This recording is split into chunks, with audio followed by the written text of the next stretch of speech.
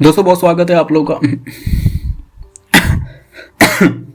इस वीडियो में हम आपको बताएंगे कि कैसे आप लोग कोटक महिंद्रा बैंक में अगर आप लोगों का खाता है और कोटक महिंद्रा बैंक में जैसे कि क्योंकि इसकी रीच बहुत ज़्यादा है, बहुत ज़्यादा लोगों तक खाता है कोटक महिंद्रा बैंक का, चाहे वो स्टूडेंट हो या उनके माँ बाप हो। तो अगर आप लोग एक स्टूडेंट है और अगर आप चाहते हैं कि प्रोडक्ट बहुत सारे होते हैं, पर्सनल लोन्स के भी आपने देखे होंगे और बिजनेस लोन के भी, तो एजुकेशन लोन या स्टूडेंट लोन लेना चाहते हैं कोई भी स्टूडेंट या उनके माँ बाप इस वीडियो को देख रहे हैं जो एज अ को एप्लीकेंट का रोल निभाएंगे, तो वो इस वीडियो को देख सकते हैं जहाँ पे हम बात करेंगे कि कैसे कोटक महिंद्रा बैंक से एजुकेशन लोन लिया जा सकता है।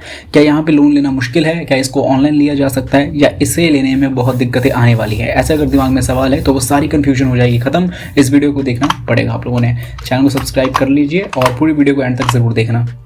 तो सबसे पहले कुछ स्टेप्स के ऊपर बात मैं करूंगा। तो ये जैसे वीडियो है, टाइटल है, टाइटल पे क्लिक करते हैं। इस फोन के अंदर भी सेम चीज़ होती है, जो आपको वेबसाइट लिंक मिलेगी सबसे पहले आपको इस पर चले जाना है, जो आपको सीधा एक वेबसाइट पे रिडायरेक्ट करती है। अब क्योंकि हम एक बैंक से लोन लेने जा रहे हैं, एजुकेशन लोन, तो बैंक लोन पे जाकर डायरेक्टली हमें सर्च करना पड़ेगा यहाँ पे कोटक एजुकेशन। इस कीवर्ड को हमें अच्छे से डालना होगा और कीवर्ड टाइप करते ही वी गॉट रिजल्ट्स की कोटक महिंद्रा बैंक से एजुकेशन लोन कैसे लें। आपके सामने सारी रिजल्ट्स है, ऐसा कुछ भी नहीं है कि सिर्फ एडिटिंग के माध्यम से पॉसिबल है।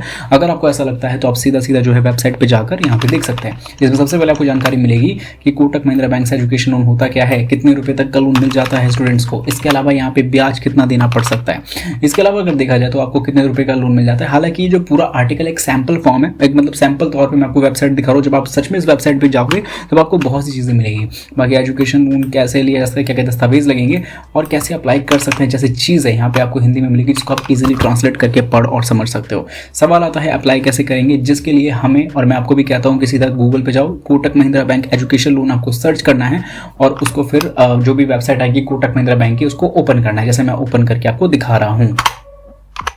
यहाँ पे वेब पेज ओपन है, तो आप जो है सिंपल काम दो कर सकते हो, या तो कोटक महिंद्रा बैंक की वेबसाइट पे जाओ या फिर directly Kotak Mahindra bank education search करोगे तो उनके वेब पेज पे फर्स्ट इनकी वेबसाइट दिखेगी, तो आप ऐसे आ सकते हो।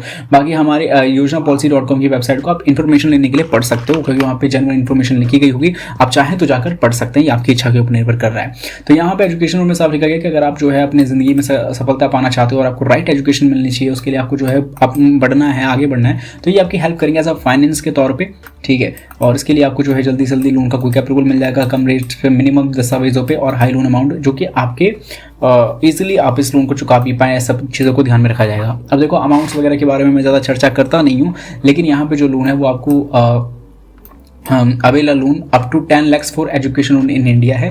बाकी क्विक अप्रूवल है, कम से कम दस्तावेजों में है, और avail 20 lakhs rupees for education loan in abroad के लिए है। तो इंडिया के अंदर कितना मिलेगा, अब्रॉड के अंदर, वो मैंने आपको बता दिया है। हालांकि मैक्सिमम लिमिट नहीं बताई गई है, उन्होंने कहा इतना तक आप अप टू कर सकते हैं।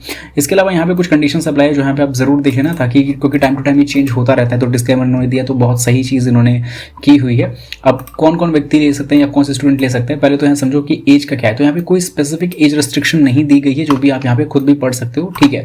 बाकी एज ऑफ जॉइंट एप्लीकेंट यहाँ पे बारे में, को बोरोवर गारंटर जो कम से कम 21 साल का होना चाहिए जो भी ज्वाइन कर रहा है, और कैन भी 70 ईयर्स तक मैक्सिमम होना चाहिए, यानी कि इस बीच के रेंज में आपका को एप्लीकेंट होना चाहिए या फिर जॉइंट एप्लीकेंट होना चाहिए, ठीक है। और अगर स्टूडेंट माइनर है तो will the joint applicant co-borrower guarantor executed the document for the loan will be obtain a letter of ratification for him, और ये सारी चीज़ें मैंने बता दी, अपॉन अटेनिंग मैच्योरिटी, ठीक है। स्टूडेंट एलिजिबिलिटी क्या है, भारत का नागरिक होना चाहिए और उसके एक सिक्योर एडमिशन होना चाहिए, जिसको सबूत के तौर पे दिखा सके, वो भी चाहे भारत में हो या भारत के बाहर हो, थ्रू द एंट्रेंस टेस्ट या मेरिट बेस या जैसे भी सिलेक्शन प्रोसेस के थ्रू होता है।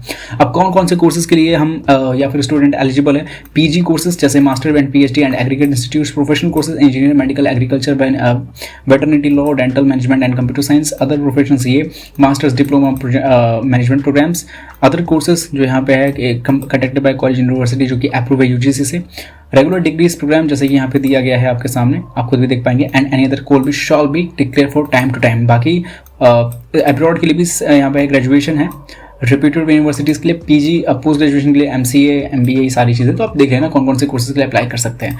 अब फीस सबसे बड़ा सवाल है कि भाई किस किस चीज़ के लिए कितना चार्ज लगने वाला है। तो ब्याज यहाँ पे मैक्सिमम 16% तक है। अब इसका मतलब ये नहीं कि सब पे 16% ही लगेगा, मैक्सिमम बोला है। तो अब आपका जब लोन आप लोग अप्लाई करोगे उस टाइम पे देखा जाएगा कि भाई आपको कितना दिया जा सकता है। वो भी लो ही रखते हैं, ज़्यादा से ज़्यादा कोशिश करते हैं कि लोन ले लें। लोन प्रोसेसिंग चार्ज यहाँ पे कुछ दिया नहीं है, डॉक्यूमेंट्स के ऊपर भी चार्ज दिया नहीं है, स्टैंपिंग यहाँ पे चार्जेस है जो कि यहाँ पे देख पाओगे। बाकी और भी चीज़ें यहाँ पे कुछ ओवरड्यूज इंटरेस्ट के बारे में, कलेक्शन चार्जेस जो है और एडिशनल चार्जेस जो है, बाकी स्वैप और बाकी सारी चीज़ें, ठीक है। अगर आपको एनओसी वगैरह डुप्लीकेट इशू एनओसी है तो उसके चाहिए और प्रीपेमेंट इंटरेस्ट और बहुत सारे चार्जेस वहाँ पे आप देख पाओगे। लेकिन देखने वाली बात है कि आप पे एप्लीकेबल क्या क्या होगा, तो ये सब चीज़ आप पे डिपेंड करती है जब आप इसको अप्लाई करेंगे तब। अब बाकी क्या क्या प्रूफ चाहिए या डॉक्यूमेंट्स चाहिए वो देखना पड़ेगा। एप्लीकेशन फॉर्म यस सबको तीनों को चाहिए, 2 फोटोग्राफ हाँ, प्रूफ ऑफ आइडेंटिटी चाहिए, रेजिडेंस ऑफ प्रूफ। और यस का मतलब है कि तीनों को चाहिए, ठीक है। Signature verification with bank yes. इसके अलावा इनकम डिटेल्स ये स्टूडेंट को नहीं चाहिए, ये चाहिए इन 2 लोगों को जो को एप्लीकेंट और इसका रूल कर रहे हैं। प्रूफ ऑफ ओनरशिप नहीं चाहिए इन्हें, लेकिन इन दोनों को चाहिए। रिलेशनशिप यस तीनों को चाहिए। कंफर्म एडमिशन लेटर ये स्टूडेंट को चाहिए, उन दोनों को नहीं चाहिए। लेटर फ्रॉम कॉलेज ये भी स्टूडेंट को ही चाहिए, उन दोनों को नहीं। और academic pass of out of marksheet ये भी उसको ही, और बाकी को नहीं। और बाकी और भी चीज़ें आप देख पाओगे। अब कौन कौन सी यूनिवर्सिटीज़ की लिस्ट अब यहाँ पे पढ़ पाओगे ताकि आपको और भी चीज़ें दिखा दी जाए। अब सवाल ये आता है हाउ टू अप्लाई। तो इसके 2 हैं, एक तो यहाँ पे आप नीचे जब जाओगे तो यहाँ पे आपको एक तो इंस्टीट्यूट्स वगैरह बता देगा, ठीक है। तो यहाँ पे ऊपर ही आपको जो है अप्लाई नाउ का ऑप्शन मिलता है। इसका मतलब ये नहीं है कि आपका ऑनलाइन अप्लाई हो जाएगा, ये जस्ट डिटेल्स है, आप इसको फिलअप कर सकते हो। नाम, mobile number, email, cities, CRN अगर है तो, वैसे ऑप्शनल है, और टिक मार्क के अप्लाई कर देना है। इससे क्या होगा कि आपसे जल्दी ही रिप्रेजेंटेटिव कॉन्टैक्ट में आएंगे। एक तो ये तरीका हो गया। दूसरा तरीका ये है कि आपको एप्लीकेशन फॉर्म लेना पड़ेगा, जो मुझे लगता है कि मैनुअली मिल जाएगा। फिर आप लोगों को क्या करना है कि आपको सबसे पहले डाउनलोड सेंटर वाला ऑप्शन मिलेगा वेबसाइट पे कोटक महिंद्रा बैंक की, वहाँ जाना है एंड वहाँ पे एजुकेशन वाले ऑप्शन पे टिक कर देना है, ठीक है। यहाँ पे जाने के बाद आपके सामने पूरा फॉर्म आएगा, इसमें फोटोग्राफ आपको अटैच करना पड़ेगा और सारी जानकारी आपको देनी होगी इसके अंदर। एप्लीकेशन फॉर्म, पर्सनल, यहाँ पे कोई एप्लीकेंट के बारे में जानकारी और सब चीज़ों के बारे में जानकारी देनी पड़ेगी, ठीक है। इसमें individual customer related application form पूरा फिल करना है, और जितने भी आप फॉर्म में जितने डिटेल्स भर रहे हो उतने डॉक्यूमेंट्स भी आपको अटेस्ट करने पड़ेंगे। इसके अलावा एजुकेशन लोन फॉर्म भरने के बाद एजुकेशन लोन एग्रीमेंट करके भी कुछ है, तो इसको भी आप एक बार देख लेना, और शायद इसकी भी जरूरत पड़ेगी। तो मुझे लग रहा है कि आपको एक बार जो है कोटक महिंद्रा बैंक के ब्रांच पे एक बार जाना चाहिए और वहाँ पे कंसल्ट करना चाहिए, तो आपको सारी चीज़ों के बारे में इन्फॉर्मेशन मिल जाएगा। और डॉक्यूमेंट्स पर्सनल भी चाहिए, क्या क्या डॉक्यूमेंट्स चाहिए मैंने उनके बारे में ऑलरेडी चर्चा कर ली है। तो आशा करता हूँ ये वीडियो समझ में आई होगी आप लोगों को, और कोई भी सवाल है तो कमेंट्स में ज़रूर लिखें। बाकी लोन लेना ना लेना ये आपके ऊपर ही निर्भर करता है।